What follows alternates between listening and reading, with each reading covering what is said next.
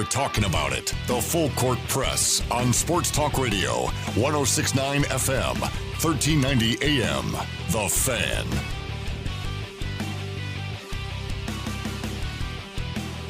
What's going on, everybody? Wow, what a win for the Utah Jazz this afternoon over the Denver Nuggets. I will happily eat crow that I was dead wrong yesterday when we gave our predictions. I'll happily let you eat crow and rub it in your face, sir. Yes, please do.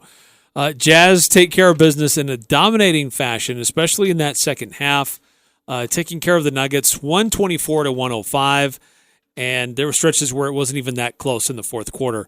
Thanks for tuning in and joining us here on the Full Court Press. We'll continue the discussion about the Utah Jazz and their big win over the Denver Nuggets. News about Mike Conley. We'll discuss what's going on with the Ridgeline Riverhawks. We have a confirmation on what's happening for them this week, or rather what's not happening for them this week.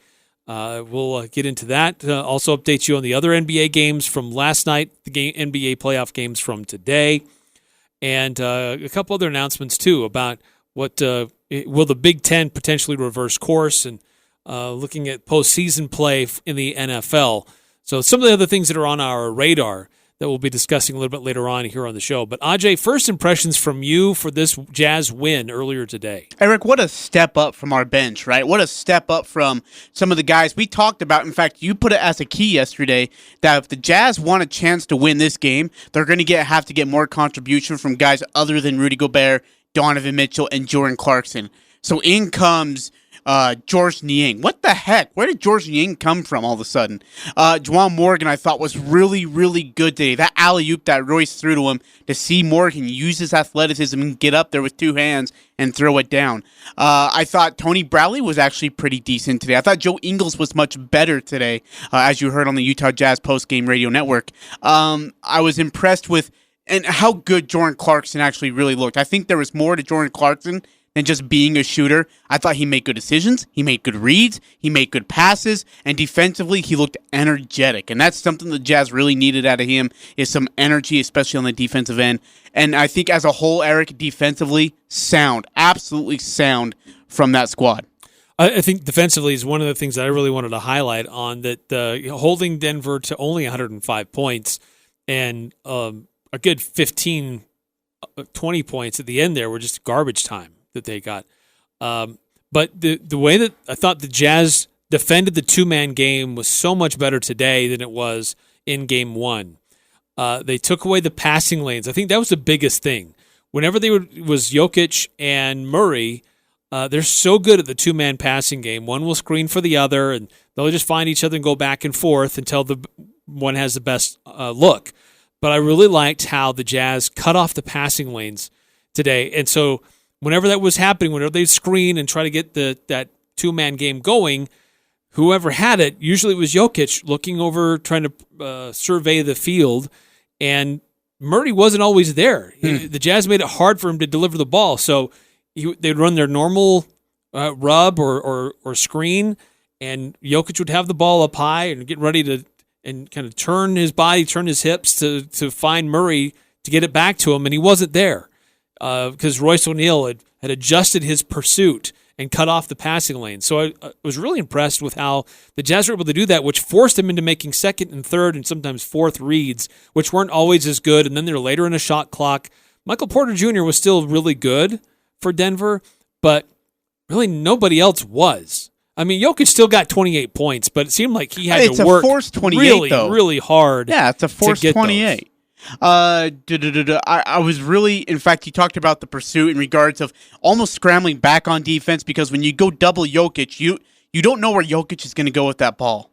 I mean, sometimes it's going to be a skip pass to the opposite wing, and there's a couple times where it happened. But Eric, the Jazz rotation defensively to get there and recover was phenomenal, absolutely phenomenal. And like you said, that rushes the Nuggets to get into a third, fourth, fifth option, and by then you're looking at about 3 or 2 seconds left on the shot clock, and you're throwing it up for desperation. That's what was so good about the defense of today, that they could recover so quickly and put the Nuggets in that desperation shooting on that possession. And again, like you said, MPJ was awesome. MP Jr. was really, really good today. I think he finished with, 28, if I'm not mistaken? 28, yeah. So, yeah, I mean, he did get his looks and he did hit his shots. But the other thing I liked is that, look, they said, Jokic is going to get his buckets. Yes. But one guy can't beat us. Don't let Murray be the other guy to get us. Find a way. And I thought defensively, the Jazz did a really good job of whoever was guarding him, did a really good job of locking him down and making sure that it was other guys besides Jokic that had to beat him, and nobody else really stepped up tonight. I get it. This is just one game, and you can have anomalies in single games. But the other night we talked about who's more important player for the Jazz to try to shut down, or who's more important for Denver to win this series, and we both agreed that it was Murray. After I said that, I spent the whole night last night thinking, did I say the right guy? And thinking more about how Jokic is impactful for that team. But look what happened today. Murray is pretty silent. And the Jazz really hold him in check and don't allow him to do much at all. And we see what the outcome is. Yeah.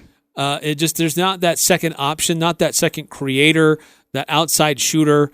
When they took Murray away, man, they took care of business. Yeah, again, that's a tougher ask than we would say it should be done.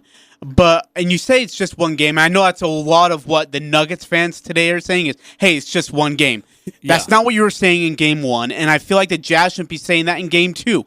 That is a complete Jazz basketball game. When you see a defensive awareness, defensive energy on one side of the court, and then productive shots and efficient basketball on the offensive side, that is Utah Jazz basketball. That's what makes Quinn Snyder so good. And I can guarantee you that Quinn Snyder buried his face in the film for how many hours trying to find a way to slow down this Nuggets offense. And they found it today. Again, it's all about rotation defensively and more production offensively. And he got it out of everybody that was on the court today. Right. It felt like that the Jazz, everybody that stepped on the court for the Utah Jazz had energy, knew where they were supposed to be, knew what they needed to do. Here's a couple key stats that stand out. Hit me. 32 assists compared to 22. Wow. For Utah. 5 steals to 1. 7 blocks to 4. And then on the flip side, only 6 turnovers for Utah compared to 10 for Denver. See, and what did we That's have? still really low for both teams, No, but only that is. 6 turnovers. I mean, compared to game one, we had, 14 or 18 turnovers? It felt like we had 18 turnovers, honestly. It felt like in game one. I can't remember what it was. But to be able to subtract that and to limit those turnovers, limited their transition offense. Look, they feast off defensively on turnovers because then they can run and gun offensively. And Jazz aren't a great transition defensive team. And so if you can get them into the turnover mode and you can get into your transition offense, your fast break offense, you're a hard team to beat, especially if you're the Nuggets. Great job by Jazz limiting it today. Just looked it up. Jazz had 15 turnovers. Yeah, see, that's huge. That's 9. So 9 less turnovers. That's huge. Now, the question then becomes, Eric, more Jazz defense or just bad offense on the Nuggets? Well, I think the Nuggets just didn't seem to have that same level of intensity that the Jazz did. Yeah. And you know what? I'm guessing, and I don't know for sure, obviously, but I'm guessing they thought they were walking into this game thinking Donovan Mitchell put 57 on us, and we still beat you. And we still beat him. He can't do that in back-to-back games. We got these guys. They don't have Connolly. He's not going to be there. They don't have Boyan. Donovan Mitchell's not going to put another 50 spot on us. We just go in there, do our thing, and we'll be fine. And the Jazz had a very different approach. And the other thing, too, is I think that the Jazz offensively were just on fire. Oh, that was incredible. That was Nuggets game one offensive efficiency. Over 45% from 3. What would they shoot? What was the... Incredible. 20 for 44. Oh, jeez. And those percentages would be actually a lot better. There were a lot of guys in the closing 5 minutes that were jacking up threes. Oh, dude, it was bad. Like you got was Oni and Yang taking wide open threes and bricking them everywhere. Yeah. Hey, let me ask you, though, as we were watching the game, Eric, yes, Donovan didn't put up 57, but I felt like Donovan took over at certain times. He didn't force anything. Like when in that, I think it was midway through third quarter, they said, hey, let's put this thing out of reach. And then all of a sudden, Donovan, a layup, a floater, a three, and then another jumper from inside the arc. And then, bam, just like that, Donovan's got 18 points. And the Jazz are up by 23 points. I mean, that's just Donovan picking his spots. When to be aggressive, when to get into, you know what, I need to take over mode.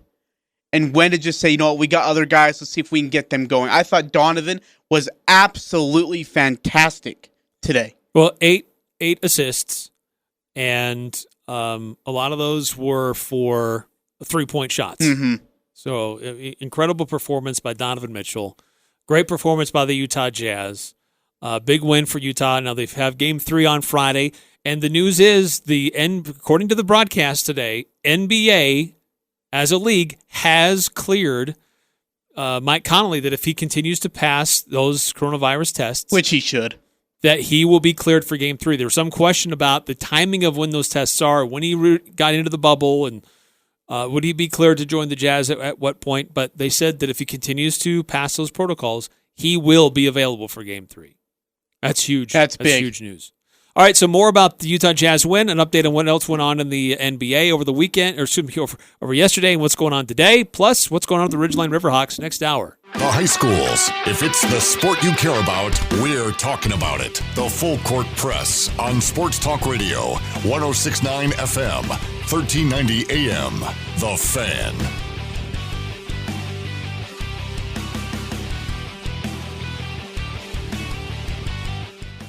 Eric Frandsen, Ajay Salvesen. Nice little quick break. Got a chance to go get a drink and a popcorn and a restroom break.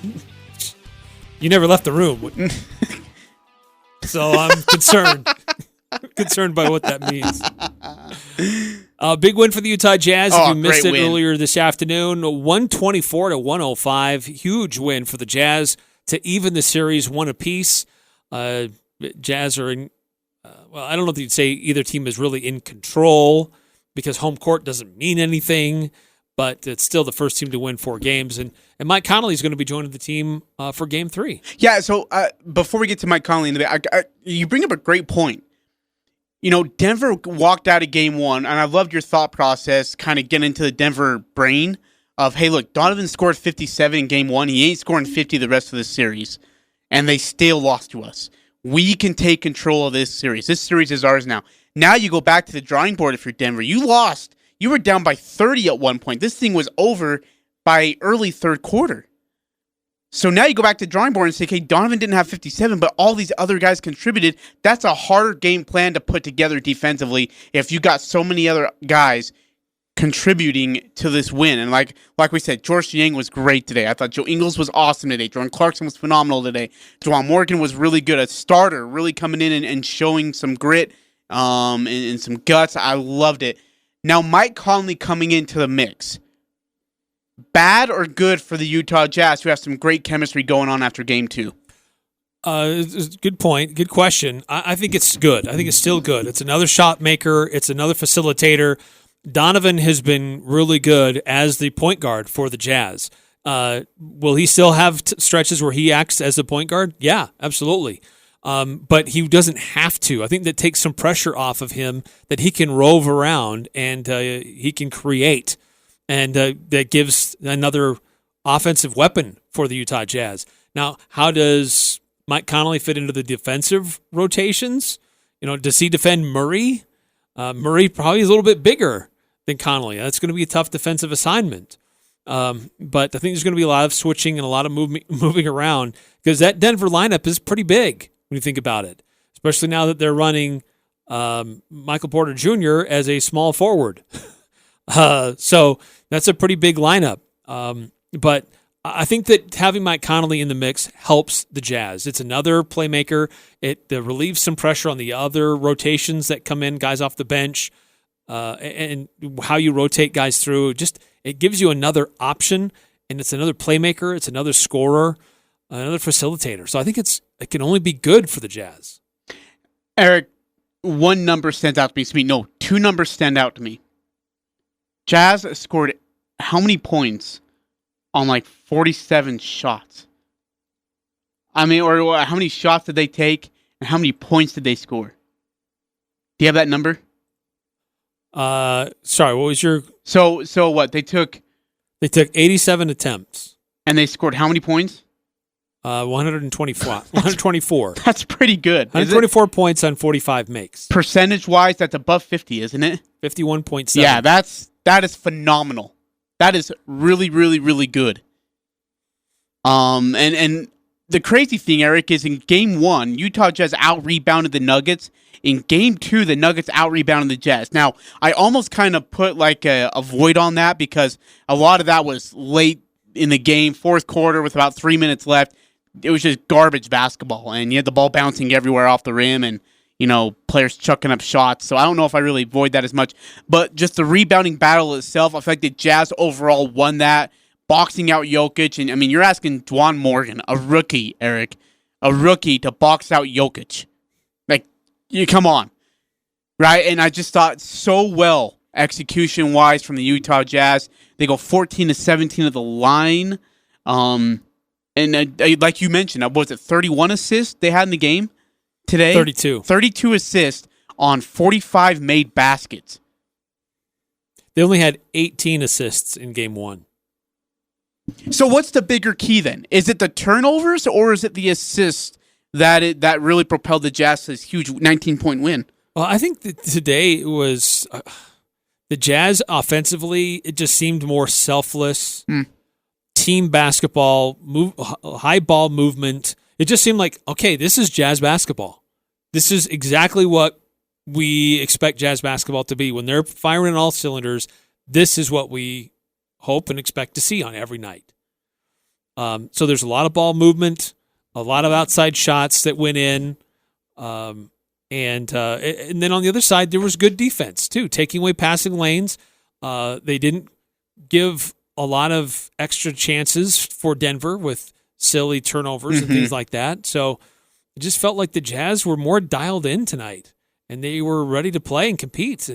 And Denver just kind of walked into this one, and they got smacked around a little bit. Yeah, they absolutely got punched right in the mouth. How does Denver respond on Friday? Again, game's at 2 o'clock, so expect the same delay for our show, which we will happily step aside to watch the Jazz hopefully get a Game 3 win.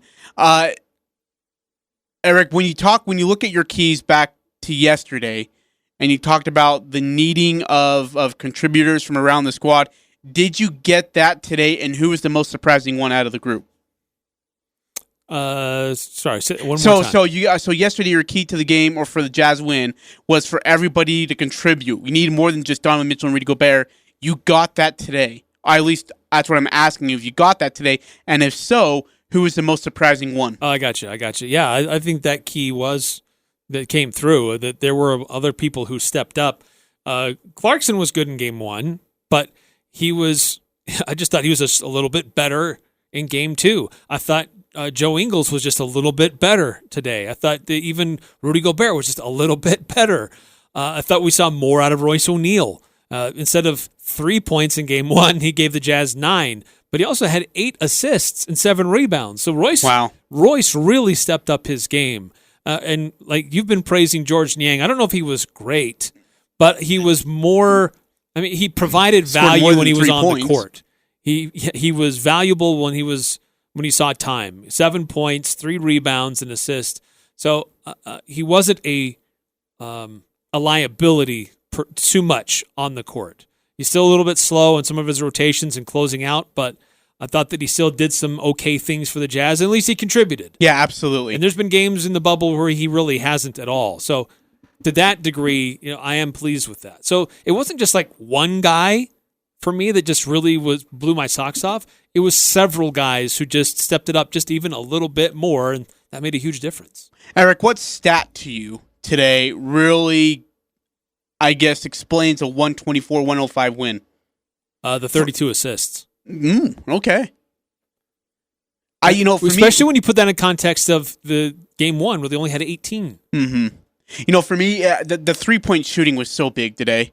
Every time Murray would come back with the 3 or they get an one with Jokic or whatever, you'd see Donovan Mitchell, you'd see, heavens, for goodness sake, finally, George Niang, I thought Jordan Clarkson, Joe Ingles, someone would respond back with a 3. And it wasn't a forced 3, Eric. It was within the offensive system. It was within the play. A rotation, a screen, a roll around, coming off a curl or whatever it was, and then catching and shooting in rhythm. None of it felt forced, what they were trying to do in getting looks, which was really, really good to see. I thought Gobert was phenomenal today. If I have a game ball, I'm giving it to Rudy Gobert today. I thought he was just so good. Defensively, sound, aware, rotational-wise to help out Juwan Morgan when he had Jokic on him.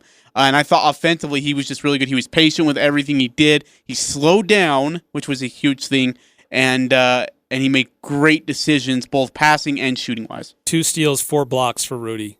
And one sexy block on Rudy, too. One of those was... and Jokic, before he barely left the ground, and just like swatted it into tomorrow. I mean, it was an awesome block. Who's your game ball going to? Sorry. Those 2 steals and 4 blocks were from game 1 for Rudy. My bad. I'm looking at the wrong day. But Rudy, he had no steals today, but he had 2 blocks. But those 2 blocks were pretty massive. Yeah. I think I would give my game ball to Royce O'Neal. Good choice. Because he really shut down Jamal Murray. And he not only did that, but he provided help in other areas for the Jazz. Not just a defensive assignment, but he really shut down Jamal Murray, and who really hurt the Jazz in the fourth quarter and overtime in game 1. And Royce O'Neal did not give him that chance to warm up and get in a groove. So I would give my game ball to Royce O'Neal. Game 2, you felt like, you know what, you're not sure if the Jazz are going to get out with their win. They obviously do. 19-point win, 124-105. Eric, what is your thought? And I don't want to get into our preview too early, but just a quick thought on what you think Game 3 will feel like. Do you feel more confident going into Game 3, or are you still on the fence? I do feel more confident. This was a big win for this team. They should all feel a lot more confident that they can play with these guys and beat them. His first win all year against Denver. They've had a lot of close games, but they haven't been able to get a win. So now they got a win, and not only did they get a win, they sent them home with their tails between their legs. And you also have Mike Conley back in the bubble. Yep. And I think that's going to be a big confidence boost, a morale boost. So I like that the Jazz are going to be mentally, as long as they don't take Denver's approach today and walk in thinking, we got Mike back. Look, we got that nice win. We know how to beat these guys. We just got to go in there and do our thing. They got to come with that same level of intensity on Friday afternoon as they had today. Now, obviously, Juwan Morgan's going to sit and not start for Game 3 if Mike Conley is ready to go, assuming that he passes all protocol, which I would almost 100% guarantee. It's Mike Conley. You're not going to have to worry about that. Does Juwan Morgan still get heavy minutes in Game 3? Well, he had 14 minutes today. It wasn't like he played heavy minutes today. But for I think a rookie in a playoff game, that is, isn't it? I think you still see him get that 10 to 15 minutes. Yeah. Because Denver's a big lineup, and there may be times where you have to go with a bigger lineup to match him. And so I think he at times is much more effective than George Niang. And so I think you have to play Juwan Morgan. I think Juwan Morgan made some good decisions. I mean, look, he's not going to score you 10 to 15 points with 10 rebounds. That's not Juwan Morgan basketball as a rookie in the playoff bubble. But, Eric, I feel like he makes a good defensive presence. I still think that Quinn Snyder has built, or at least has gained, a lot of trust in Juwan Morgan because of the way he's played. Look, he hasn't done anything great, but more importantly, he hasn't majorly screwed up either. Honestly, he's been really good for what he's been asked to do, which isn't much, but just to stay the heck out of the way and just make good decisions when you have the ball. And I feel like he's done exactly that. I've been so impressed with Morgan. I'd love to see him get that, as you said, 10 to 15-minute range. Yeah, I just hope that he is mindful about his shot selection. Denver's going to dare him to shoot the outside shot. Yeah. He shot one from the corner and it hit the backboard. Side of the backboard. And it was really ugly. Your reaction. But he did make one earlier in the game. So, I mean, he has that potential. He has that ability. I agree. Again, just being a good decision maker and keep that trust with Quinn. If you can stay on that good side with Quinn, you definitely have a chance. Hey, am I reading this part right? Every Jazz starter finished in the plus column and every Denver starter finished in the negative column. Is that right? You are reading that correctly. Yeah. Jeez. That's pretty good. Yeah, you had 3 Jazz players at plus 20 or more, with the Royce O'Neal at plus 19. So you virtually had 4 starters at plus 20 or more. And Denver on the flip side, negative 13 for Millsap, negative 16 for Craig, negative 23 for Jokic, and negative 20 for Murray. Yeah, sounds about right. Wow. Jeremy Grant had negative 21 coming off the bench. Well, gee, what was Ingles today? Ingles line, 18 points, 2 boards, 6 assists. Plus 31. Jeez. Yeah, that's going to help you. That's great. I mean, that's awesome. And again, and Joe did a really good job as that additional facilitator. Mm-hmm. Without Mike Connolly, there have been stretches in the regular season where they didn't have Connolly, and so it was Ingles and Mitchell who were the initiators of the offense. So it's not like this Jazz squad is all of a sudden trying to figure out what to do when they've lost their guy. So really pleased with how they were able to make those adjustments today. Hey, 435-339-0321 if you want to text into the show and be a part of it. 9315 texted in, Eric. Is Donovan the new Michael Jordan? No. No, and not even close. Not even remotely close. Yeah, I don't think he's the next Michael Jordan. He's not even sniffing Michael Jordan's shoes soles. Michael Jordan was a really good player that came onto a really bad team. Yep. When he first was in the league. Yeah, he won the Rookie of the Year, and he did some things when he started getting into the 3rd, 4th, and 5th years and things like that. But I think that the difference is Michael was a really good defender too. It's not a knock on Donovan, but Michael also transcended the game, and that's more of a period of the time and era of when he played.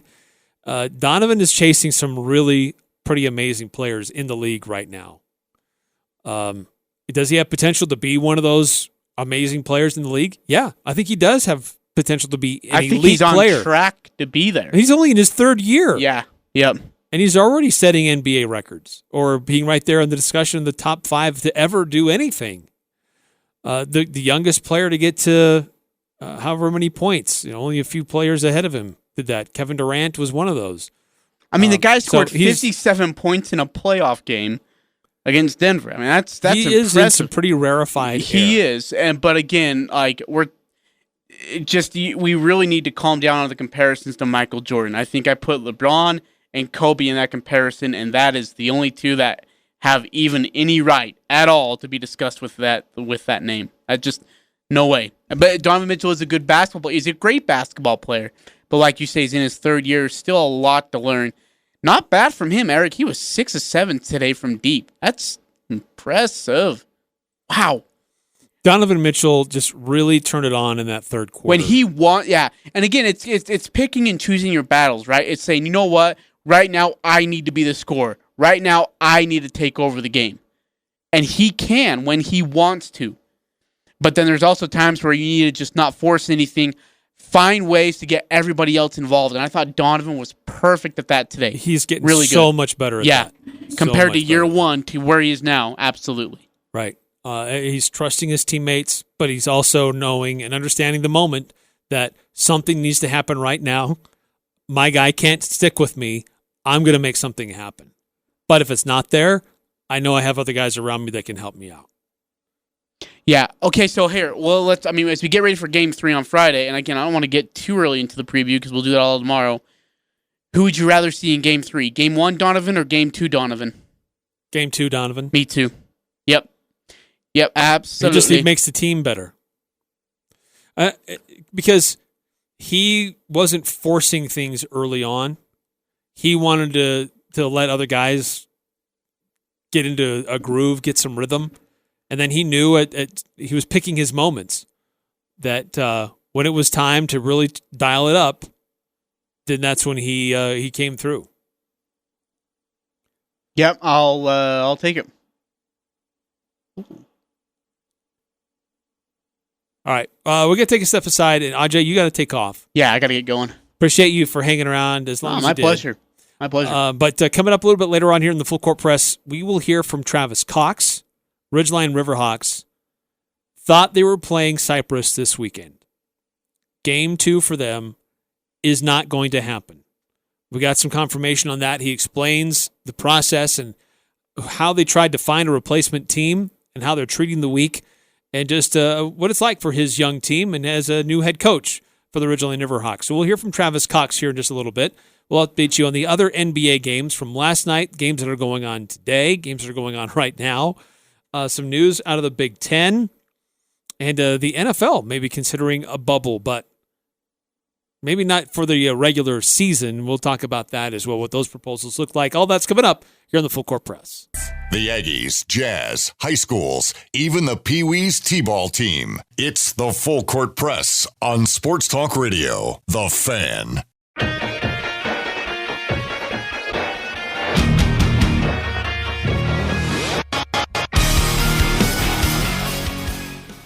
So we have an opportunity now to talk to Coach Travis Cox, who's the head coach for the Ridgeline Riverhawks. And, Coach, thanks for your time. I know it's a busy time for you and your Riverhawks team trying to figure out what's going to happen for this Friday.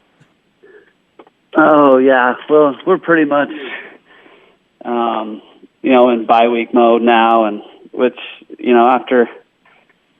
after playing your first game and having a couple bumps and bruises through camp, we've come to realize that it might not be a bad time for us to have a week to recuperate and to, really look at what we need to fix going forward for the year. So for us, it's actually been a little bit of a blessing in disguise. So, Coach, did you try to reach out to teams this on Monday, or when you heard about this, and who did you reach out to?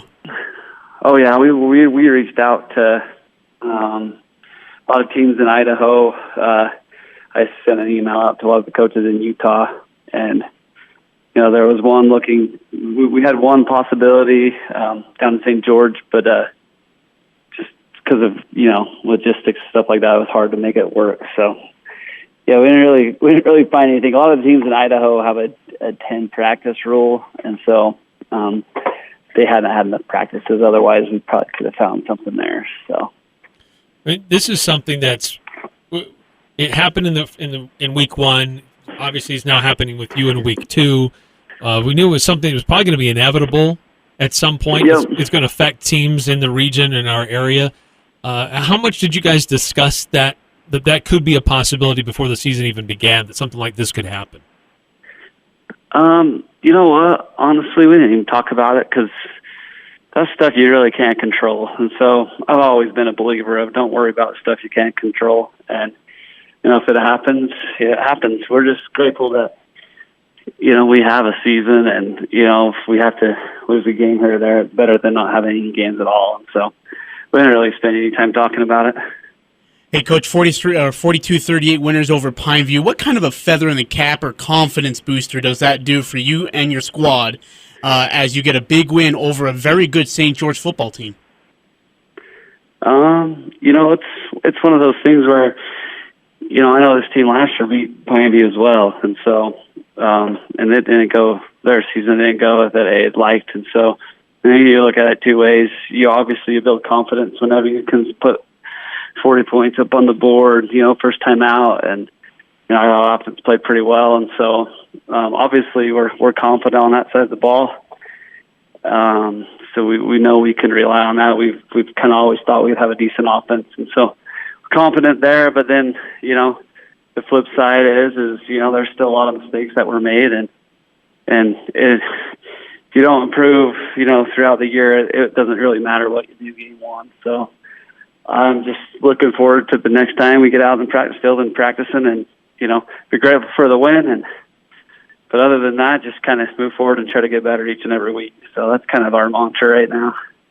What's it been like for you as a former high school football player in the Valley? You went to Utah State. You've done things on like the Little League or as an assistant, but now it's a head coach of a high school football team, and you've had the practices and the scrimmages, but last Friday was the first game as an official head coach. What was that like for you, just that kind of that circle coming back around, being especially as a son of a football coach? Now you've got your own son on your squad. Yeah.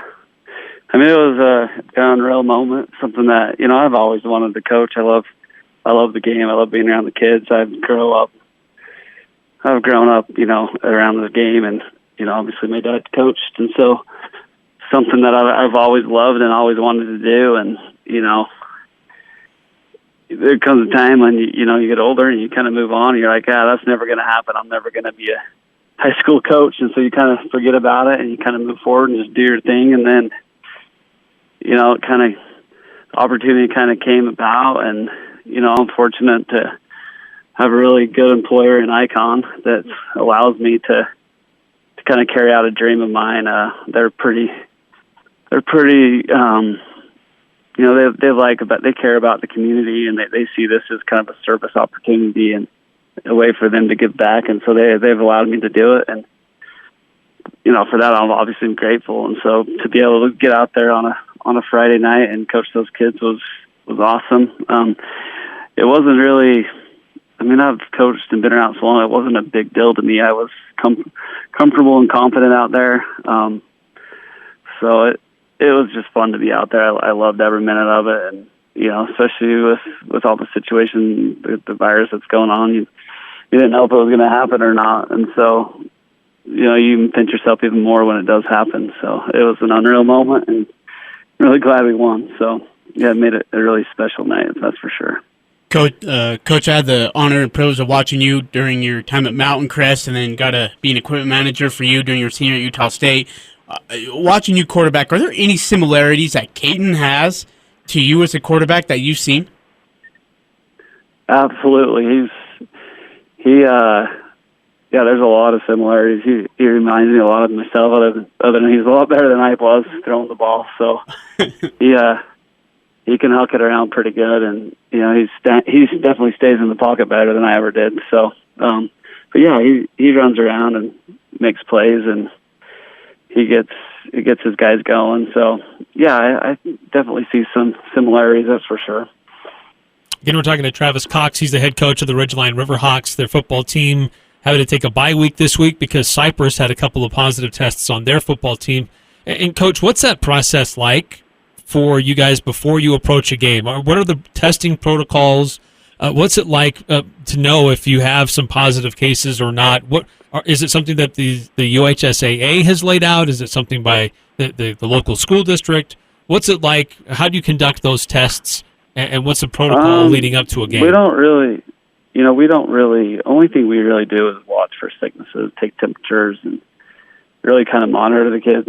And if they get sick or anything like that, they don't feel good, we send them home. And then once they're at home, they're obviously, it's kind of up to the parents how they want to get tested and stuff. We do monitor like temperature checks and stuff before we go to a game and before we get on a bus, and so they're very well monitored, and they reminded all the time of if you're sick, stay home. And then obviously the contact tracing is a whole other thing. We haven't had to deal with that a whole lot right now. So, and we might have to, as school gets back into session. But as of right now, that's it. We don't have to. Not everyone's got to get tested or anything like that. So we don't have to worry about that yet. Coach, 4 out of 6 schools win in week 1 in your region. One of them loses by just a touchdown late in the game. What are your thoughts on this Region 11 as you guys will be getting ready for region play here in a couple weeks? Oh yeah, it was a great weekend, and doesn't really surprise me. I think we have a really good region, and I love to see all the teams win. You want that, out of your region, especially with the RPI. So I was glad to see that, and we've obviously, these kids know each other very well, and we know that we got really good football up here, and it was good to see, some of the wins, and Mount Crest played a really good team. So I know they probably didn't play as well as they'd hoped, but that's a very solid team that they played. So and Provo obviously has been pretty good over the years, and so I don't think those are two terrible losses by any means. So. And I think Bear River had a really good win. Juan Diego's always solid. So, yeah, it was a very impressive weekend for our region for sure. Some folks in Cache Valley will say that the split has ruined the talent, major poll talent for certain schools, Skyview or Green Canyon or for Mountain Crest. What is the difference that you've seen with the split between Ridgeline and Mountain Crest? Has it made it better or worse for the Valley in regards to talent pool? It's better because more kids get to play. So, I don't think Mountain Crest has been pretty good since the split, and we've been unfortunate at times. But I don't think it's because of talent. I think there's been other things that have happened that we haven't won probably as much as we'd like. But I don't think it has anything to do with talent. I don't know what Green Canyon says, but obviously they've had some guys that stayed at Skyview probably shouldn't, could have gone to Green Canyon or the vice versa. So maybe it has impacted them a little bit. But I think it's just great because more kids get to play, and I don't really worry about who's got the talent and who doesn't. You just kind of have to field your team and coach them up, and if you have a good program, people will show up and play for you. And so I think it's been great. So, and I think our Valley's done really well, throughout the state and competing. So I don't think it has really impacted the success of play in the Valley per se. Well, Coach, we appreciate your time. I know that you guys we're working real hard to try to find an opponent for Friday. Doesn't look like that's going to happen. So enjoy the extra week and prepare for the following one. Yeah, for sure. That's the plan. So yeah, we'll do that. Thanks, Coach. Appreciate it. Appreciate your time, Coach. Yeah, Best of luck for the rest of the season. All right, again, that's Travis Cox, head coach for the Ridgeline Riverhawks, who had a game scheduled against Cyprus for this Friday, but a couple of positive cases for Cyprus. They decided to cancel their game. They didn't want to come and play. They were unable to come play with positive cases on their team. Ridgeline, upon hearing the news, feverishly trying to find opponents to play. Logistical issues with facing teams down in southern Utah or finding a team to play from Idaho, but their calendar has been a little bit different from when they're being prepared to play and how ready they are. Their regular season doesn't start until next week, so just a tough time for the Riverhawks trying to find an opponent in the midst of that. And as Coach Cox said, this is probably not the last time this is going to happen to somebody in the area where a team is have to cancel their game because of coronavirus. But it was still a good win for the Riverhawks in week one. They get a little bit extra time now to prepare for Farmington. That game will be in Millville. So the home opener, instead of being this Friday, will be the next Friday on August 28th. The other games going on this Friday, Bear River hosts Morgan in their home opener. Skyview taking on Bonneville. Green Canyon hosting Box Elder, a big regional game there between two teams from the area. Logan's on the road. They're at Stansbury. After Stansbury played Skyview really tough. And then Mountain Crest is on the road. They're at Wasatch. All those games scheduled for 7 o'clock on Friday. Pregame coverage on our sister stations and on this station, usually at about 6:45, some of them around 6:50. You can see the full schedule on CashValleyDaily.com. And you just go to the menu and click on sports. You'll see the menu option for local high school sports, and that's where you'll see the page for the full schedule for Region 11 teams. You can see what radio stations are on. You can see the links to listen live wherever you may be on your mobile device or your desktop or whatever. So you can listen live even if you're outside of the radio broadcast area. And there's also on that page, you'll see information about how to sign up for our Preps Pick'em contest. This week, we're giving away $100 to McDonald's to whomever has the best picks, the best score for this weekend's games. Now, upon learning this about Ridgeline and their game against Cyprus, that game has to be taken off. So don't vote on that game yet. If you haven't, if you already have, I think you still have time to go in and adjust it later, but we'll need to take that one out of there. But if you have the highest score after this weekend, you could win $100 to McDonald's. So, man, who doesn't want that?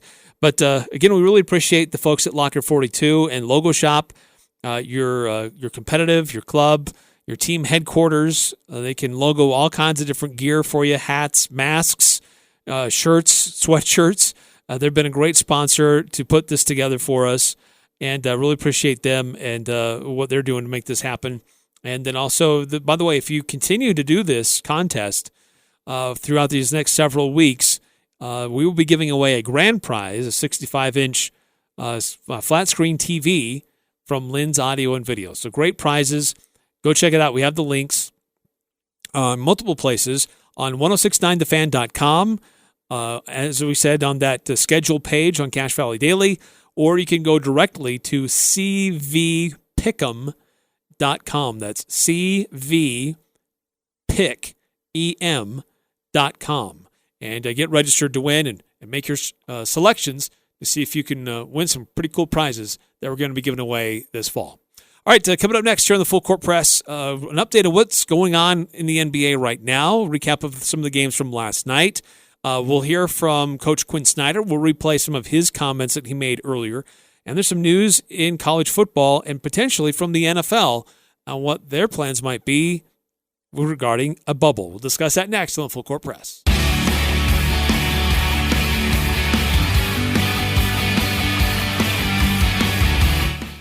Welcome back to the Full Court Press. Eric Frandsen with you here on a Wednesday. Big win by the Utah Jazz earlier today. If you missed it, great second half by Donovan Mitchell and the Utah Jazz. 124-105.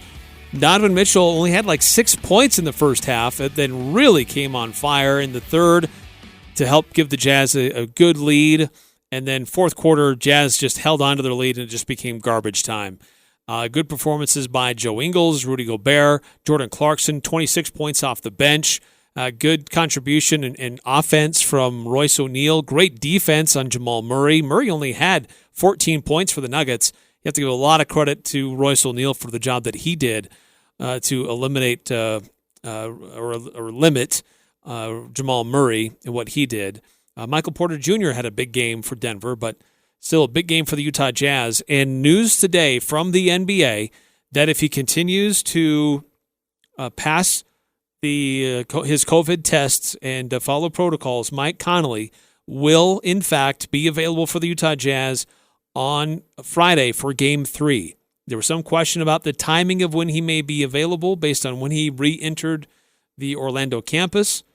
And the NBA has declared that based on how he was doing when he was outside of the campus and how he's been doing since, that he should be cleared in time for the game on Friday when they take on the Denver Nuggets. Again, that game will be Friday at 2, and you can hear that with pregame coverage starting just before then here on 106.9 FM, 1390 AM, The Fan. Some of the other games going on in the NBA, a couple other games taking place today. One game before the Jazz went final, and that was the Raptors over the Nets. And the Nets had control of this game for a while, but it was a 30-19 fourth quarter that helped the Raptors pull away and win 104-99.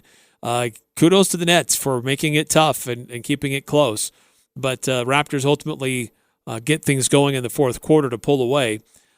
Close one going on right now in the bubble between the Celtics and the 76ers. Celtics currently have a 63-56 point lead with just a few seconds to go before the half. And again, there's no Gordon Hayward for Boston. He rolled his ankle in Game 1, and there's news today that he will be out for at least 4 weeks as he recovers from that injury. And then the later game tonight, 7 o'clock on TNT, it'll be the Mavericks and the Clippers. And there's some uncertainty about Porzingis and whether or not he'll be available because he's got some knee soreness. So he was ejected out of Game 1. How much of a difference did that make? How will Dallas respond to that?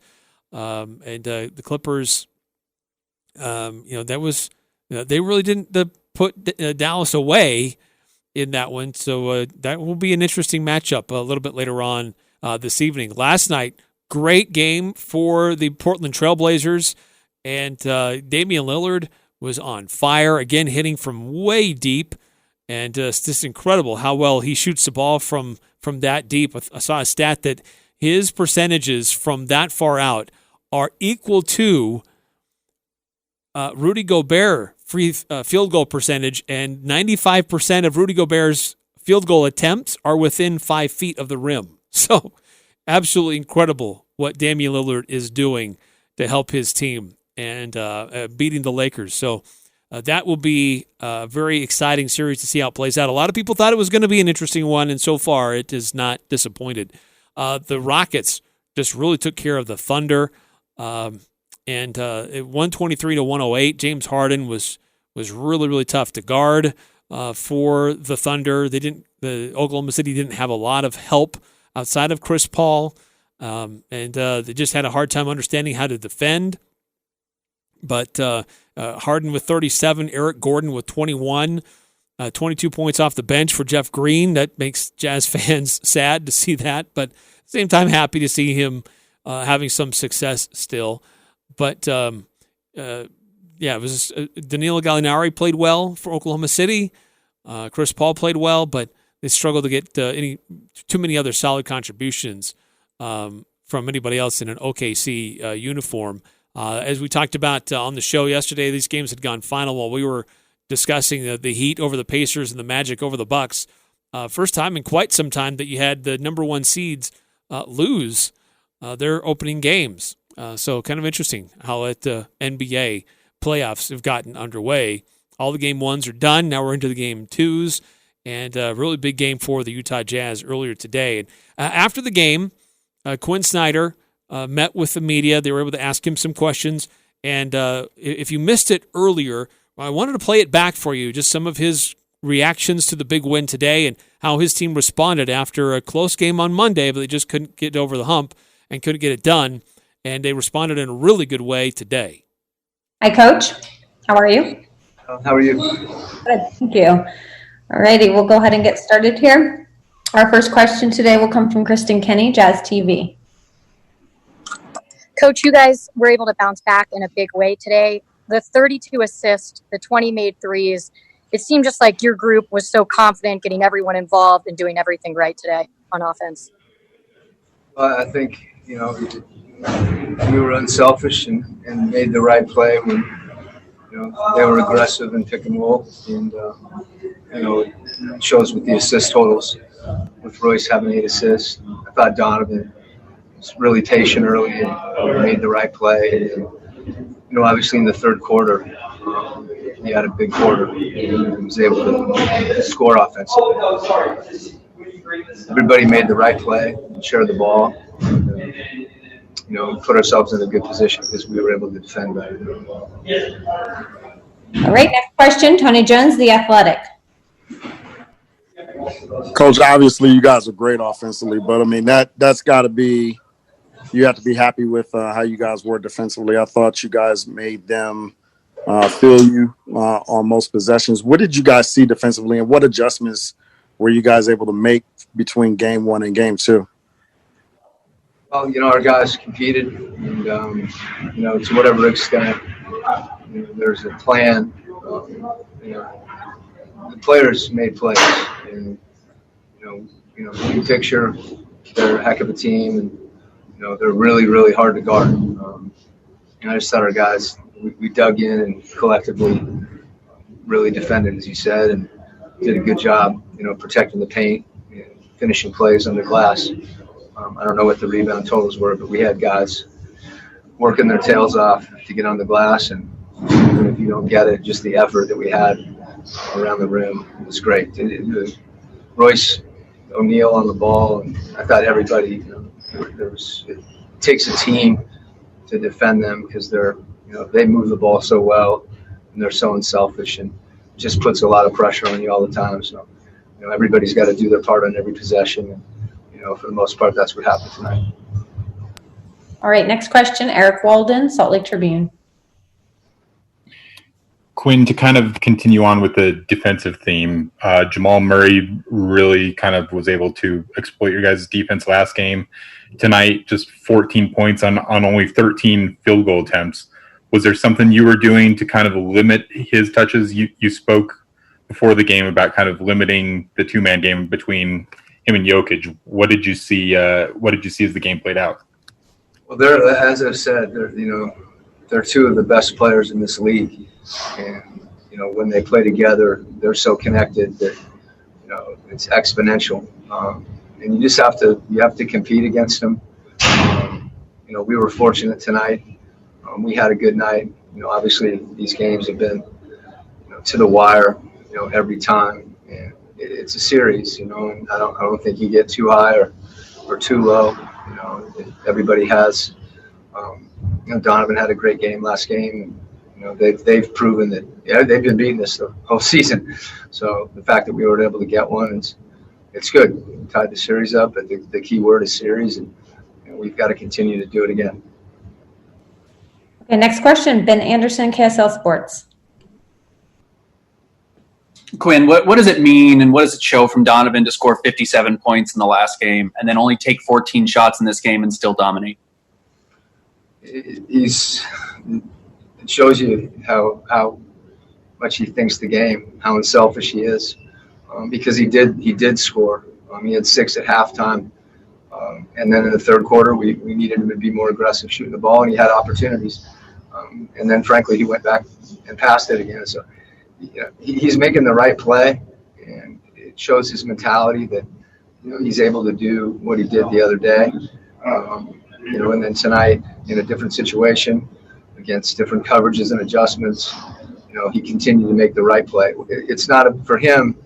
It shows what kind of player he is. That he's about winning, and we defended as a team, and I think that's where Donovan's focus was. And then on the offensive end, again, making the right play. And really, when you have the ball and you're making plays for other people, he cares about his teammates and he wants to win. That for him trumps anything, any individual performance, and you saw that tonight. Again, that's Quinn Snyder after the game earlier this afternoon with the Jazz big win over the Denver Nuggets, 124-105. He's got to take a step aside here on the Full Court Press, our last time out. When we come back, some football news. We'll discuss that next on the Full Court Press. Court Press on Sports Talk Radio, 106.9 FM, 1390 AM. The Fan. Hey, don't trust your auto repair to just anybody. Trust someone who races their own car. A1 Automotive and Performance, they build some mean rides, and they can fix yours. Call them today, 752-9636, 752-9636. The fine folks over at A1 Automotive and Performance. They would appreciate them for sponsoring our show. And a couple of things to let you know real quickly. Big Ten Commissioner Kevin Warren reiterating in a statement today, open letter that he issued today, that there was overwhelmingly in support, the presidents and chancellors, they were overwhelmingly in support of postponing fall sports. It will not be revisited. I know there's a group of parents that were trying to appeal. Some of the schools are not happy with the decision.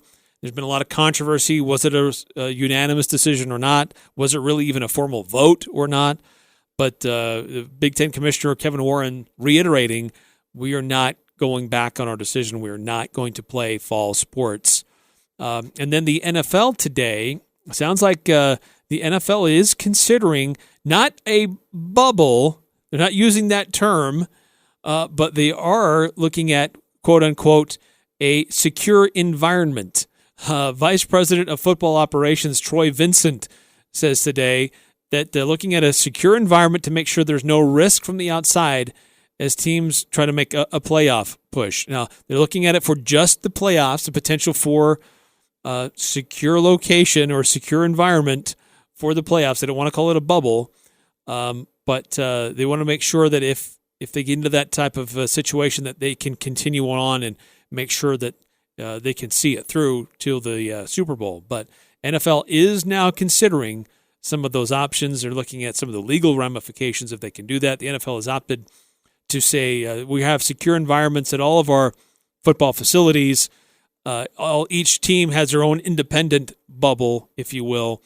But when it comes to the playoffs, that might be something different that they're starting to look at.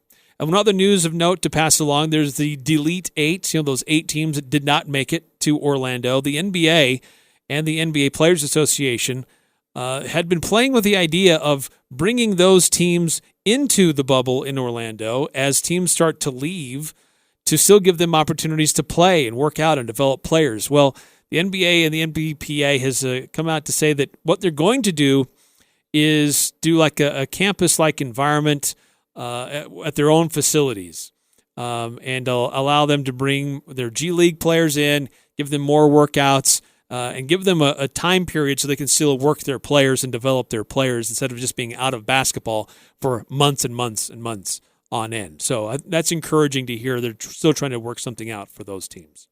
Hey, that's going to do it for us tonight here on the Full Court Press. Have a great afternoon, everybody. We'll see you tomorrow and break down the Jazz for Game 3.